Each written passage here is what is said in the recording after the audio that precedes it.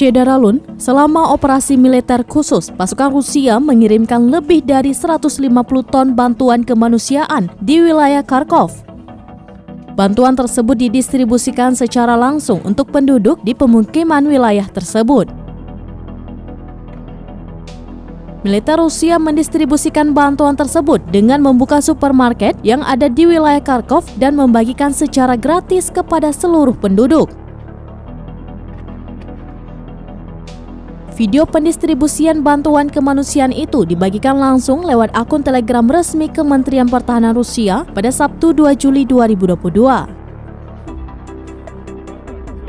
Pendistribusian bantuan ini juga dibagi oleh pasukan Rusia di beberapa tempat agar tidak membuat antrian yang panjang. Penduduk setempat berterima kasih kepada pasukan Rusia atas bantuan yang mereka berikan.